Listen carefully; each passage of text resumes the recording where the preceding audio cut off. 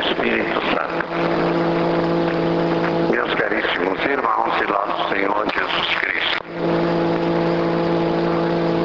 Na segunda leitura, São João vem dizer-nos, ecoando as palavras do próprio Cristo, que a vitória que vence o mundo é a nossa fé. A nossa fé. Aliás, Jesus insistiu demais nisto. Chegou inclusive a dizer, se a nossa fé tivesse o tamanho de um grão de mostarda, que é tão pequenininho como uma bolinha de madeira que o cupim reduz as madeiras mais fortes. Se a nossa fé não tivesse o tamanho de um grão de mostarda, nós iríamos a uma árvore e passa do lado de cá para o lado de lá do rio e ela passaria. Isso para dizer, de um lado, a força da fé, mas também para nos fazer pensar como a nossa fé é pequenina. É claro que nós temos um consolo bastante grande. Os discípulos não acreditaram imediatamente que Jesus tivesse ressuscitado. E mesmo no final, na despedida, Jesus ainda os repreende porque eles não creram suficientemente. E o Tomé, que é um dos 12, que esteve sempre perto de Jesus, é capaz de fazer este papelão que nós acabamos de ouvir no Evangelho. Afinal, ele era um discípulo de 3 anos. Ele havia visto tantos milagres e, apesar de tudo, enfrentou os outros apóstolos, dizendo que não aceitaria de modo nenhum, não só se visse, mas era necessário que tocasse com o dedo e com a mão a chaga das mãos e a chaga do lado. Isso para nós é muito bom, porque na verdade nós nos convencemos que não estamos diante de um grupo lá de gente amedrontada ou, sei, alucinada, que aceita qualquer coisa. Aqueles homens rudes, afeitos às lutas da vida diária, eles não passam sem experimentar bem o chão que pisam. Eles são homens que precisam de uma garantia para poder caminhar, que não podem arriscar. Eles têm muito pouco, não têm quase nada. Tomé simplesmente diz, eu quero tocar, eu quero ver, eu não aceito sem mais. Essas mulheres que contaram aquela história podiam estar aí alucinadas, ou então envolvidas pelos seus sentimentos. Não, eu quero ver. E com isso ele nos ajuda, de um lado, a avaliar a verdadeira posição dos apóstolos diante da ressurreição. Eram homens dispostos a aceitar, evidentemente, mas depois de ter todas as garantias. E de outro lado, também ficamos, assim, com muito mais segurança em relação àquele Tomé que toca, aquele Tomé que vê, e que depois, com toda a humildade, dobra os joelhos para dizer, meu Senhor e meu Deus. Não essa é uma razão muito séria que São Paulo diz que se Cristo não ressuscitou, é vã a nossa fé. E nós somos os mais miseráveis de todos os homens, porque acreditamos nele e ele falhou. A morte venceu Cristo, o pecado venceu Cristo, o demônio disse a última palavra. Mas se Cristo ressuscitou, então é a vida que vence. E nós estamos tranquilos, porque sabemos que junto com ele ressuscitaremos para a vida eterna. Por isso, a ressurreição é exatamente a certeza que nós podemos ter da nossa salvação. Cristo morreu na cruz e com o seu sangue lavou os nossos pecados. Mas se ele não tivesse ressuscitado, poderíamos talvez pensar pensar nele como se pensa num amigo que dá a vida pelo amigo, mas não num Deus que morre pela criatura, porque isso só realmente conseguimos compreender a partir do momento que ele vence a morte, o pecado e o demônio. A vitória que vence o mundo é a nossa fé, é a nossa fé. E é por isso que precisamos rezar todo dia, não só para ter fé, mas para que a nossa fé cresça. Essa fé que é um obséquio racional, como diz São Paulo, não é uma coisa sem segurança nenhuma, não é apenas uma emoção, não é apenas um sentimento, uma intuição qualquer, não. É uma posição racional. Eu me lembro, já contei isso uma vez, mas que uma vez ter chegado lá em casa um garotinho de 8 anos que olhou para mim e disse: "Seu bispo, o que é a fé?" E eu fiquei assim, como é que eu vou explicar a fé para um garoto desse tamanho? Em todo caso, eu procurei explicar e falei, muito bom. Ele olhava para mim, tá bom. E de repente eu lembrei de uma história e disse para ele: "Olha, eu vou contar uma história para você ver o que é a fé."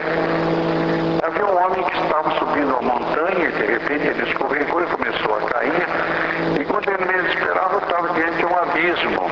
Mas aí ele conseguiu segurar uma raiz. Naquelas raízes da rocha, que dão na rocha, muito firmes.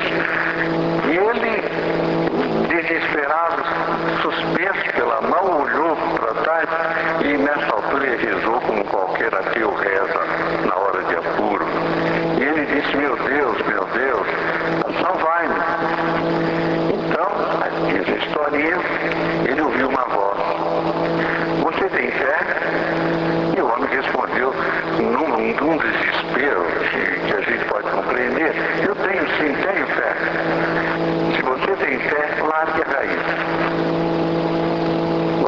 Largar a raiz. Largar a raiz.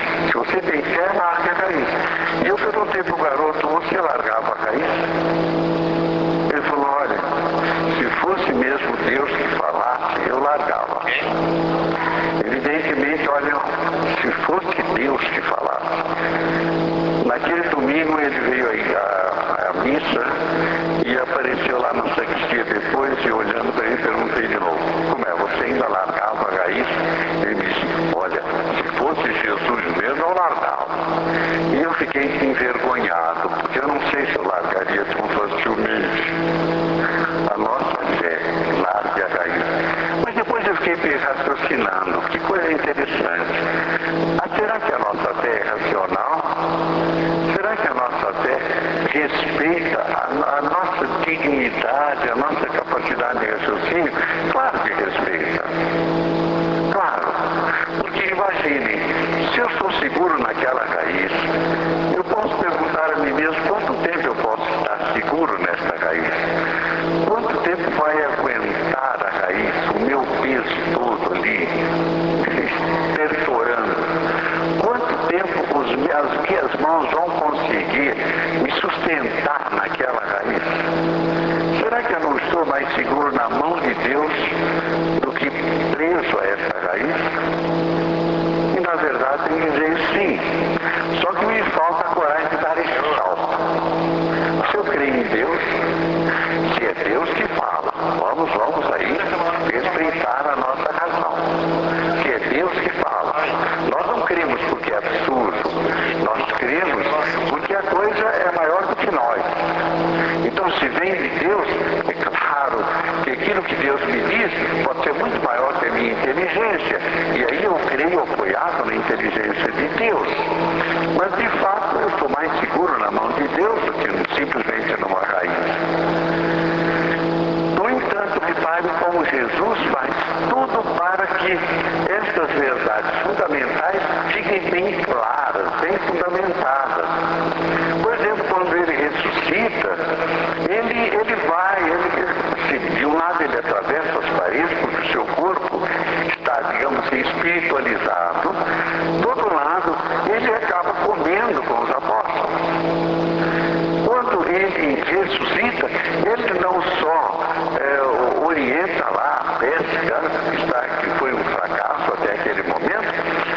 capaz de assar o peixe e o pão para receber os seus amigos.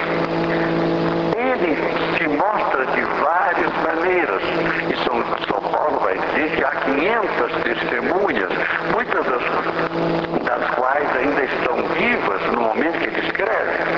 Quer dizer, ele quis deixar para todos nós uma segurança clara e firme de que, de fato, ele ressuscitou. Seu sepulcro ficou vazio, quando a pedra caiu não havia nada lá dentro, os soldados fugiram, depois as mulheres se espantaram, porque não viram mais nada, mas ele vai ao encontro dos seus discípulos para dizer-lhes: eu ressuscitei, eu venci a morte, eu venci o demônio, eu venci o pecado. Ele não é como um chefe, um líder qualquer. Ele é o próprio Filho de Deus, feito homem para nos salvar, que morre por nós, porque ele sabe que a maior prova de amor é dar a vida, mas que também ressuscita por nós, porque ele quer dar-nos a garantia mais absoluta de que, estando com ele, nós estamos no caminho, estamos com a verdade e temos a verdadeira vida. O que vai acontecer agora a partir daí? Comece observando o seguinte: que Jesus, no primeiro encontro com seus discípulos, assim em comunidade, ele faz um voto de paz. A paz esteja convosco. Se não houver paz, os homens não conseguem se entender, não serão família, não existirá fraternidade. A paz esteja convosco. Qual é o obstáculo da paz? O obstáculo da paz é o pecado. Porque o pecado é o conflito que se instala primeiro no coração do homem e depois se instala na comunidade. Quando o homem tem um coração bom, tranquilo, ele acaba espalhando ou semeando tranquilidade. Quando o homem, pelo contrário, está irritado ou está em conflito consigo mesmo, ele é uma fonte de conflitos. Quantas brigas em casa, por exemplo, não se explicam absolutamente pelas coisas que as motivaram, mas pela confusão, pela guerra que as pessoas trazem dentro do coração quando chegam lá. Aí são capazes de tropeçar numa teia de aranha. E aí fazem a grande tragédia. É preciso que o homem tenha paz, e paz no coração. E o que constitui o grande obstáculo da paz? É o pecado. Porque o pecado é a ruptura com Deus, é a ruptura com os irmãos, é a ruptura com a própria consciência. E é por isso que Jesus diz: recebei o Espírito Santo. Aqueles a quem perdoares os pecados serão perdoados. Aqueles a quem retiverdes serão retidos. Jesus dá à igreja a missão de restituir a paz aos homens que a perderam pelo pecado. Porque só desta maneira haverá paz entre os homens. E ele, vejam bem, dá à igreja o poder de decidir, de julgar. Aqueles a quem perdoados serão perdoados. A quem não perdoados não serão perdoados. E de repente nós percebemos que o grande primeiro presente de Páscoa foi a confissão, para que os homens tenham paz. Qual será o resultado disso? Bem, está na primeira leitura. As primeiras comunidades tão entusiasmadas, tão fervorosas, tão puras, tão fraternas, elas conviviam como não é como uma família, não. É como se fossem iguais.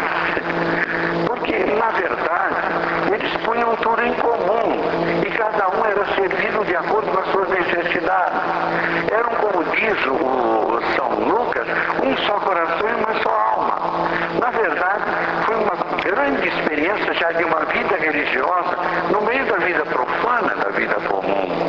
Aliás, para o cristão nada era profano, porque tudo está consagrado a Deus. Este foi um grande resultado. No momento que se instala a paz do coração do homem, ele passa a ser uma fonte de paz, uma fonte de bênção, uma fonte de alegria. Não sei se já repararam, o homem bom, ele espalha a bondade. O homem bom, ele derrama alegria que é mal, o que está mal, ele é sempre um sinal negativo, onde ele estiver. É preciso que o homem recupere o coração para que ele possa fazer da comunidade um só coração e uma só alma. Aí está uma outra e maravilhosa lição. Se Jesus é o Cordeiro de Deus que tira os pecados do mundo, com isso ele nos dá a paz, com isso ele nos dá a alegria, com isso ele nos dá a confiança. Isso só é possível pela fé, porque eu realmente só consigo aceitar isso no momento em que eu creio que Jesus é o Filho de Deus feito homem para nos salvar. É o Filho de Deus que morre na cruz para que os homens sejam libertados dos seus pecados, das suas angústias, das suas frustrações. Nós estamos agora no primeiro ano de preparação para o terceiro milênio. E a ideia fundamental, o princípio fundamental é Cristo. E Cristo é exatamente o Filho de Deus feito homem para nos salvar. E é em cima da fé em Cristo que nós podemos construir alguma coisa que seja digna de se chamar cristão. Mas que maravilha seria se nós fôssemos assim, se nós acolhêssemos essas lições. Como a nossa casa seria outra coisa? Seria um doce lar, não apenas numa frase em português ou inglês na sala principal, lar, doce lar.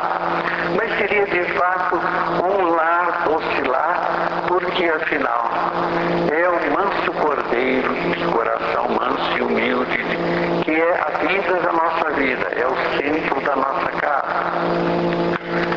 A vitória que vence o mundo é a nossa fé. Fora daí, não temos nenhuma vitória que seja capaz de transformar o homem e a sociedade.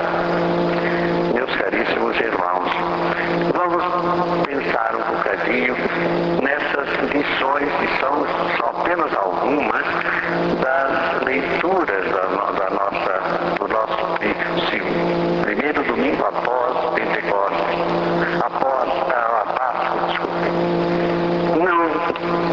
Quando nós nos observamos com atenção, percebemos que Deus está sempre nos querendo dizer não apenas coisas maravilhosas, mas coisas que são tão sérias que seriam capazes de transformar o mundo e de fazê-lo